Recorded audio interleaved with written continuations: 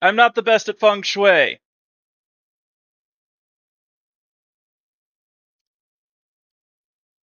A lot of things in this room seem very off balance, and that's because they are. Trust me.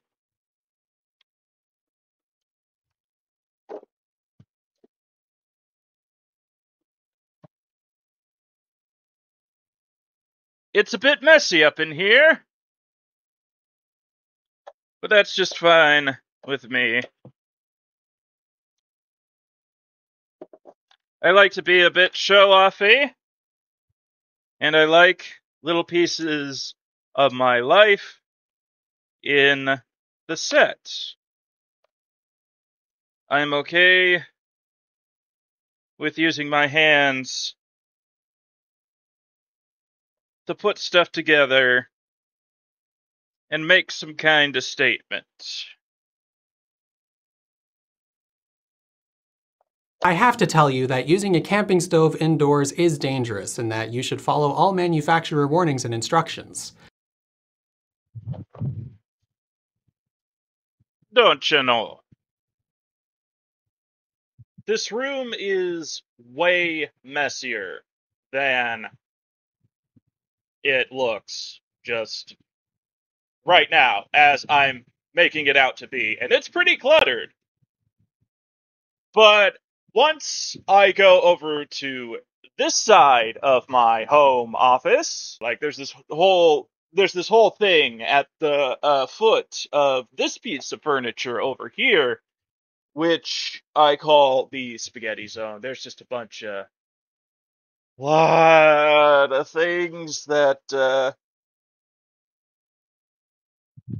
are in the wrong places or just look tangled and disorderly. And to some extent, that's just life. And we only have so much time in our lives every day to put as much of it back together as possible. And even then, it's going to get messy again. It might not look like it now, but the closer I get to your left, the more cluttered the floor is, the more trip hazards there are. Thankfully, there's something I can lie down and watch TV with, but that's the situation of this here home office. Just like Elon Musk, I am that kind of genius, and I assure you, that is where the similarities end. And you know, it really is a shame. The dude would be a lot happier if he were, you know, a furry. If he could just chill out, go outside, see a football game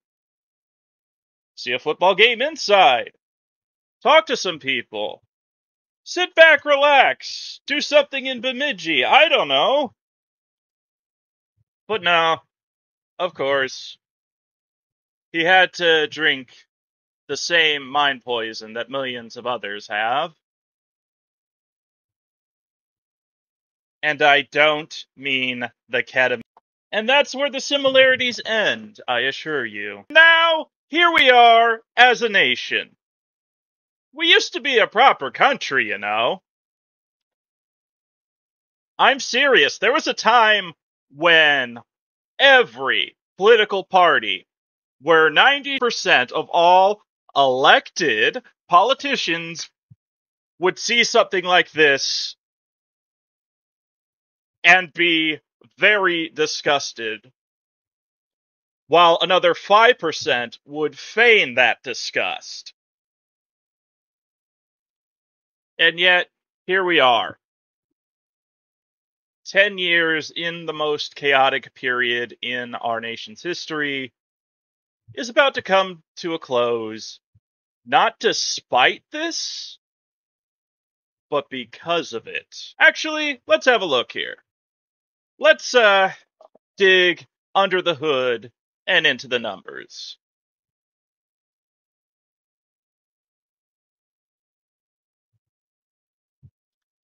Ballotpedia. Mm-hmm. Mm-hmm. Mm-hmm. Mm-hmm. Mm-hmm.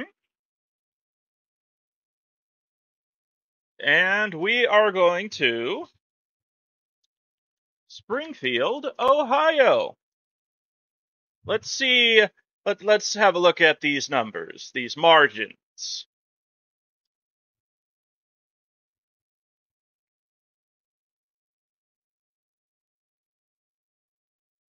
All right. There we go. Let there be light. Let's see what we got here.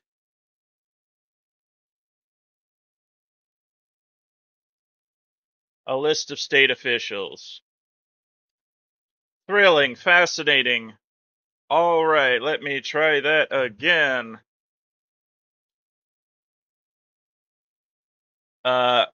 My second monitor and TV are over there, by the way, in case you were wondering. Springfield, Ohio. Presidential election results. There we go. .gov. Straight from the unicorn's mouth.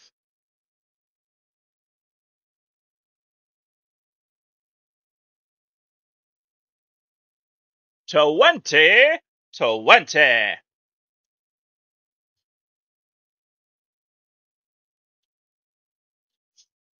Ah, yes. Trump won this area. Not surprising. I mean, this is a town in Ohio that has the population of Cheyenne. Not even. Like Cheyenne, the capital of Wyoming. That's how small Springfield is, but it used to be smaller, unlike Warren, Pennsylvania, a place I used to live, which is in terminal decline. I'm sorry, I don't live in the swing state anymore. And you know what? I'm sure Trump can feel pretty confident in that. He has a bit of a cushion. He has, well, you can see that Ohio has been drifting rightward for quite some time.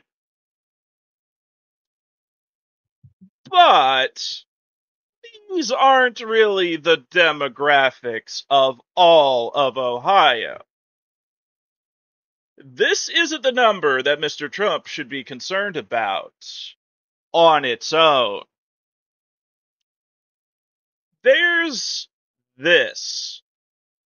Black men, black women, turnout. Awful in 2020. If there was an increase in turnout of black voters in Ohio, this number right here, it doesn't look so safe anymore. And speaking of safe,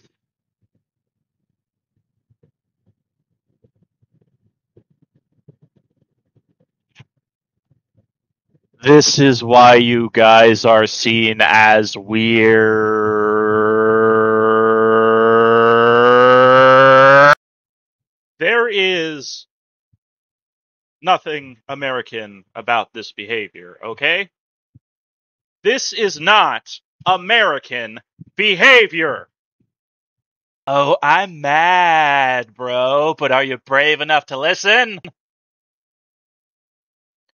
This is not how Americans behave. This is not American behavior.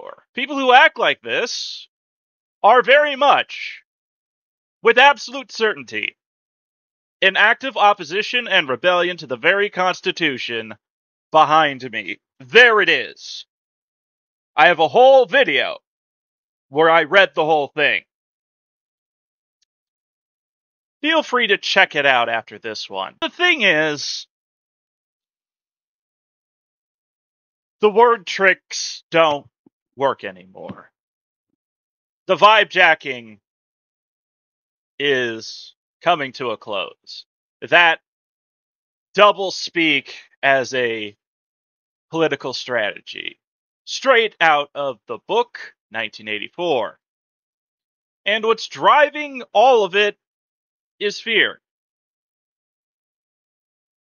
Fear of the other, fear of the unknown. I'm gonna spare you the history. I'm tired of the cowardice. I am done with the cowardice. I really am.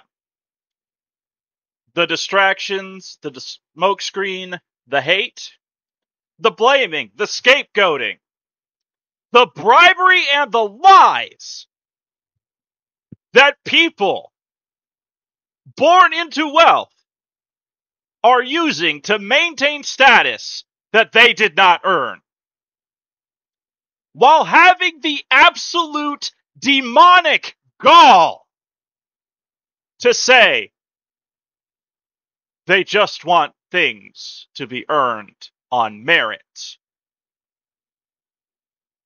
I know you're lying, and I am calling you a liar. If this is what you absolutely need to do to keep your place, then it is our duty as Americans, as we the people, to destroy it at the very root. And one way or another, I am going to stop you. I am going to stop you. And people are going to be increasingly frustrated at you if you let it continue. Keep it up, and like Humpty Dumpty, who I know is a fictional character that wasn't originally written as an egg, you're going to have a great fall. A fall that can be completely avoided if you stop being afraid and start listening. Start paying attention to the world around you.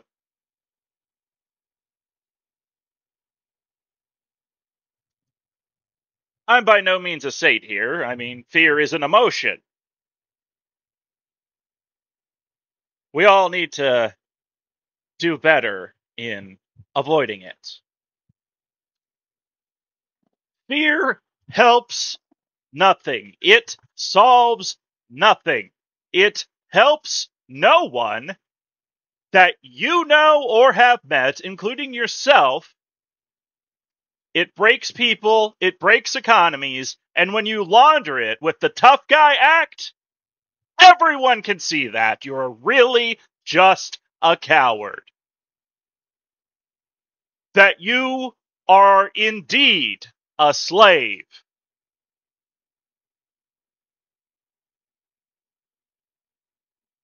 A fear slave. A slave to your prejudice, to your emotions, to short-term thinking, to barons like this, who see you as cattle, a disposable asset to slaughter.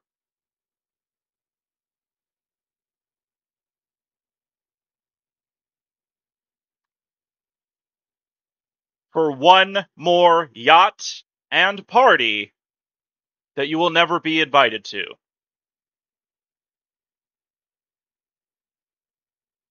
I would much rather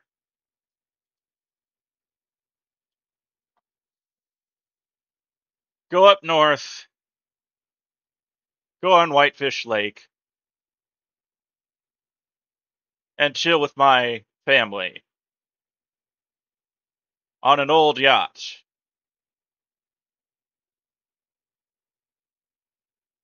that is much smaller, that's over 30 years old, that we share together with the same people that we call a pontoon.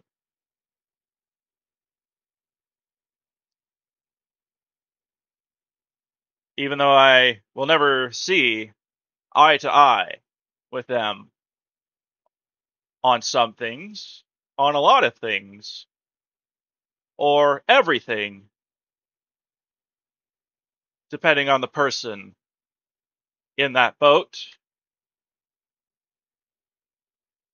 it was still the happiest point of this year. Yes, including the convention on this shirt. That pontoon was the happiest I have been this year and in a very long time.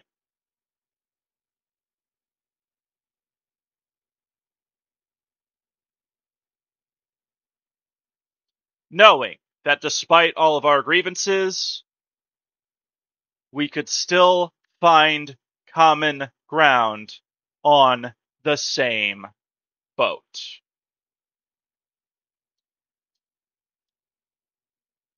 I greatly appreciate everyone who was brave enough to watch this all the way to the very end. And as always, subscribe if you like, and share if you care.